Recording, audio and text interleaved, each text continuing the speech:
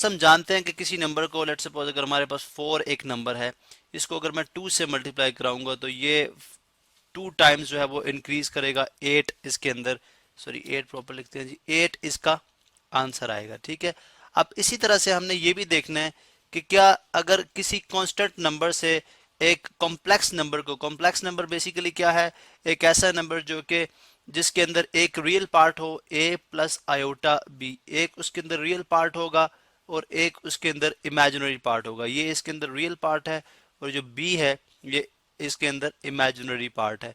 अब आयोटा क्या है, आयोटा आप जानते हैं कि ऐसी इक्वेशंस यानी x square plus 1 is equal to 0, इस तरह की इक्वेशंस का सोल्यूशन सेट जो कि जिसकी वैल्यू स्क्वायर रूट -1 होती है वो आयोटा कहलाता है। इन अदर वर्ड्स हम ये कह सकते हैं कि अगर हम इस x की जगह एक ऐसा नंबर डालें कि हमारे पास right hand side left hand side के इक्वल आ जाए, या इसको सॉल्व करने पे हमारी जो एक्स स्क्वायर प्लस 1 है 0 के इक्वल हो जाए, वो वैल्यू जो है वो कहलाती है हमारे पास स्क्वायर रूट -1 या -1 का स्क्वायर रूट। इसको हमने आयोटा का नाम दिया। अब अगर आप देखें तो a प्लस आयोटा बी, इसको मैं लिख सकता हूँ 0 प्लस आयोटा बी की फॉर्म में। अब यहाँ से जो है वो जनरल फॉर्म डिराइव होती है a प्लस आयोटा बी की, जिसके अंदर एक रियल पार्ट और एक इमेजिनरी पार्ट। अब यहाँ पे देखें -3 प्लस 2 आयोटा, ये एक कॉम्प्लेक्स नंबर है।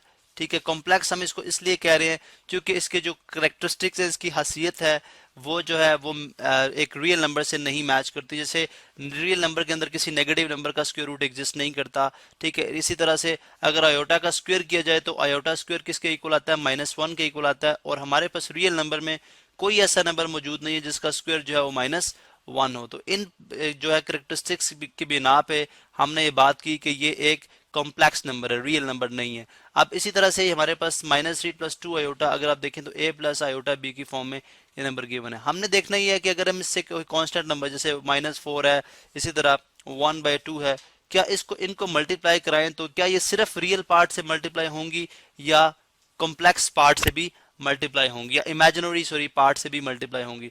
तो हम देखते हैं जी मल्टीप्लिकेशन के केस में ये दोनों से मल्टीप्लाई होगा, यानी जो भी कांस्टेंट होगा वो इमेजिनरी पार्ट से भी होगा।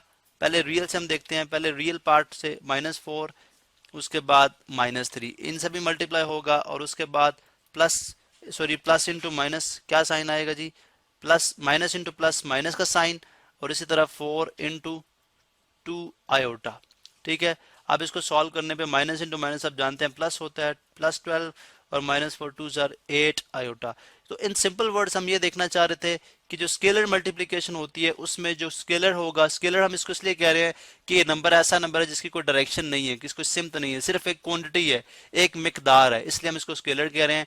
तो स्केलर मल्टीप्लिकेशन बेसिकली ये होती है कि जब आप किसी कांस्टेंट नंबर को मल्टीप्लाई कराएंगे एक कॉम्प्लेक्स नंबर से, तो वो रियल पार्ट से भी मल्टीप्लाई होगा और इमेजिनरी पार्ट से मल्टीप्लाई होगा। और इसी तरह से यहाँ पे भी आप बिल्कुल ऐसे ही करेंगे, 1/2 जो है वो मल्टीप्लाई होगा -4 के साथ भी, और इसी तरह +1/2 जो है मल्टीप्लाई होगा 16 आयोटा के साथ भी। तो 2 1 टाइम्स 2 2 2 टाइम्स 4, ये आ जाएगा -2 इंटू 1 -2, और यहाँ पे 2 1 टाइम्स 2 और 2 8 टाइम्स 16, तो ये आ जाएगा +8 आयोटा।